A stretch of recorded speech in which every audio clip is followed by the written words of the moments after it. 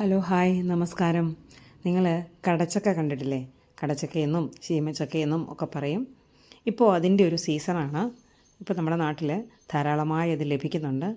അതിൻ്റെ ഒരു തോരൻ കറിയാണ് ഇന്ന് നമ്മൾ വയ്ക്കുന്നത്. എങ്ങനെയാണെന്ന് നോക്കാം. അത് വളരെ ചെറിയ കഷ്ണങ്ങളാക്കി നുറുക്കി വെള്ളത്തിലിടണം. തോരനുള്ള അരപ്പാണ് പച്ചമുളക്, ഉള്ളി, വെളുത്തുള്ളി, തേങ്ങ. നമുക്കൊരു പാത്രത്തിൽ എണ്ണയൊഴിച്ച് അതിലേക്ക് അല്പം അരിയിട്ട് ആദ്യം ഒന്ന് വറുത്തെടുക്കാം. ഈ കറിക്ക് അരിയിട്ട് കടുക് പൊട്ടിക്കുന്നത് നല്ലതാണ്. അതിനുശേഷം അല്പം കടുകും കൂടി ഇട്ടേക്കാം, കാണാനൊരു രസമല്ലേ. അതുകൊണ്ട് നമുക്ക് അല്പം കറിവേപ്പിലയും കൂടി ഇട്ട് കൊടുക്കാം. അത് നന്നായിട്ടൊന്ന് പൊട്ടി വരട്ടെ. പൊട്ടി വന്നു കഴിയുമ്പോൾ നമുക്ക് നമ്മൾ അരച്ച് വെച്ചിരിക്കുന്ന അല്ലെങ്കിൽ ഒതുക്കി വെച്ചിരിക്കുന്ന തേങ്ങയാണ് ഇട്ട് കൊടുക്കുന്നത്. ഉണക്കമുളക് ഇടാൻ ഇഷ്ടമുള്ളവർക്ക് 2 കഷ്ണം ഉണക്കമുളക് വേണമെങ്കിൽ ഇടാം. ഞാനിവിടെ ഇടുന്നുണ്ട്. പിന്നെ നമുക്ക് അരപ്പ് ഇട്ട് കൊടുക്കാം. ഈ കറിയിൽ നമ്മൾ ഈ അരപ്പിന് ചേർക്കുന്ന വെള്ളം മാത്രമേ ചേർക്കത്തുള്ളൂ, അല്ലാതെ കൂടുതൽ വെള്ളം ചേർക്കത്തില്ല. അതുകൊണ്ട് ആ മിക്സിയുടെ ജാറൊന്ന് കഴുകി അതിലേക്ക് വെള്ളം ഒഴിച്ചു കൊടുക്കാം.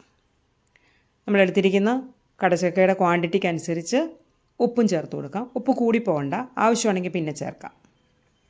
അതിനുശേഷം നമ്മൾ അരിഞ്ഞ് വെച്ചിരിക്കുന്ന കടച്ചക്ക അതിലേക്ക് ഇട്ട് കൊടുത്തിട്ട് നന്നായിട്ടൊന്ന് ഉടഞ്ഞു പോകാതെ ഇളക്കുക.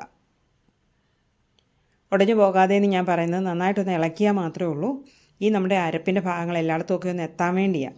തിളയ്ക്കുമ്പോൾ എല്ലാം എത്തിക്കോളും. എന്നാലും അതിനുശേഷം നന്നായിട്ടൊന്ന് ആവി വരട്ടെ. നല്ലൊരു ഫ്ലെയിം ഉണ്ടായിരിക്കണം. അപ്പോൾ അതിനുശേഷം നമുക്ക് അടച്ച് വയ്ക്കാം. തീ ഏറ്റവും ലോ ഫ്ലെയിമിൽ വയ്ക്കാം. അങ്ങനെ ആ ലോ ഫ്ലെയിമിലിരുന്ന് കറി ഇടയ്ക്കിടയ്ക്ക് നമുക്കൊന്ന് ചെറുതായിട്ടൊന്ന് ഇളക്കി കൊടുക്കും. ഇത് സ്പീഡിൽ കാണിക്കുന്നതാണ്, സമയം പോകാതിരിക്കാൻ വേണ്ടി. അതിൻ്റെ നന്നായിട്ടൊന്ന് ഇളക്കി കൊടുത്ത് ആവശ്യത്തിന് വേവാകുന്നത് വരെ വളരെ ലോ ഫ്ലെയിമിൽ അടുപ്പിൽ വെച്ച് കുക്ക് ചെയ്യുക. കറി റെഡിയായി കേട്ടോ.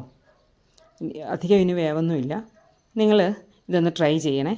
ഇഷ്ടപ്പെട്ടാൽ കമൻറ്റ് ചെയ്യാനും ലൈക്ക് ചെയ്യാനും ഷെയർ ചെയ്യാനും മറക്കരുത്.